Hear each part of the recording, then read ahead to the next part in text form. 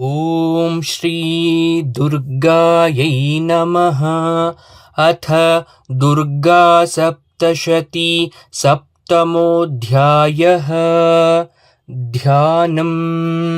ॐ ध्यायेयं रत्नपीठे शुककलपठितं शृण्वतीं श्यामलाङ्गीं न्यस्त्रैकाङ्घ्रिं सरोजे शशिकलधरां वल्लकीं वादयन्तीं कल्हाराबद्धमालां नियमितविलसच्चोलिकां रक्तवस्त्रां मातङ्गीं शङ्खपात्रां मधुरमधुमदां चित्रकोद्भासिभालाम्। ॐ ऋषिरुवाच आज्ञाप्तास्ते ततो दैत्याश्चण्डमुण्डपुरोगमाः चतुरङ्गबलोपेता ययुरभ्युध्यतायुधाः ददृशुस्ते ततो देवीमीषद्धांसां व्यवस्थिताम् सिंहस्योपरि शैलेन्द्रशृङ्गे महति काञ्चने ते दृष्ट्वा तां समादातुमुद्यमं चक्रुरुद्यताः आकृष्टचापसिधरास्तथान्येतत्समीपगाः ततः कोपं चकारोच्चैरम्बिका तानरीन् प्रति कोपेन चास्या वदनं मषीवर्णमभूत्तदा भ्रुकुटीकुटिला तस्या ललाटफलकादृतं कालीकरालवदना विनिष्क्रान्तासि पाशिनी विचित्रखट्वाङ्गधरा नरमाला विभूषणा द्वीपिचर्मपरिधाना शुष्कमांसातिभैरवा अतिविस्तारवदना जिह्वाललनभीषणा निमग्ना रक्तनयना नादापूरितदिग्मुख सा वेगेनाभिपतिता घातयन्ती महासुरान् सैन्ये तत्र सुरारीणामभक्षयत तद्बलम् पार्ष्णिग्राहां कुशग्राहयोधघण्टा समन्वितान् समादायैकहस्तेन मुखे चिक्षेपवारणान् तथैव योधं तुरगैरथं सारथिना सह निक्षिप्य वक्त्रे दशनैश्चर्वयन्त्यतिभैरवम् एकं जग्राह केशेषु ग्रीवायामथ चापरं पादेनाक्रम्य चैवान्यमुरसान्यमपोपयत्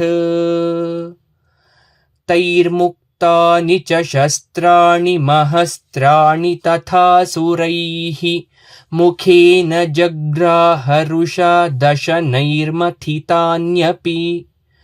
बलिनां तद्बलं सर्वमसुराणां दुरात्मनां ममर्दा भक्षयच्चान्यानन्यांश्चाताडयत्तदा असिना निहताः केचित् खट्वाङ्गताडिताः जग्मुर्विनाशमसुरा दन्ताग्राभि अतस्तता क्षणेन तद्बलं सर्वमसुराणां निपातितम् दृष्ट्वा चण्डोऽभिदुद्रावतां कालीमतिभीषणाम्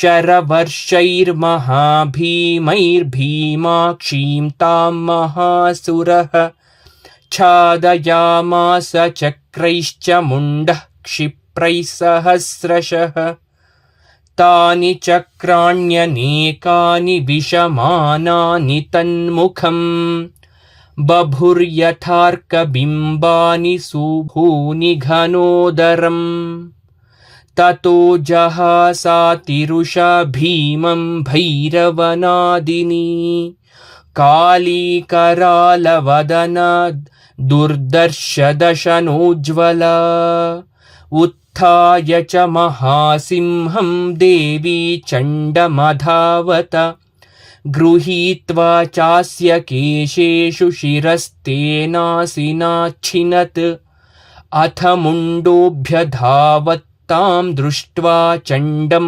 निपातितं तमप्यपातयद्भूमौ सा खड्गाभिहतं मृष हतशेषं ततः सैन्यं दृष्ट्वा चण्डं निपातितं मुण्डं च सुमहावीर्यं दिशो भेजे भयातुरम् शिरश्चण्डस्य काली च गृहीत्वा मुण्डमेव च प्राह प्रचण्डाट्टहासा मिश्रमभ्येत्य चण्डिकाम् मया तवात्रोपहृतौ चण्डमुण्डौ महापशु युद्धयज्ञे स्वयं शुम्भं निशुम्भं च हनिष्यसि। ऋषिरुवाच तावानीतौ ततो दृष्ट्वा चण्डमुण्डौ महासुरौ उवाच कालीं कल्याणि ललितं चण्डिकावचः यस्माश्चण्डं च मुण्डं च गृहीत्वा त्वमुपागता चामुण्डेति ततो लोके ख्याता देवी भविष्यसि। स्वस्ति।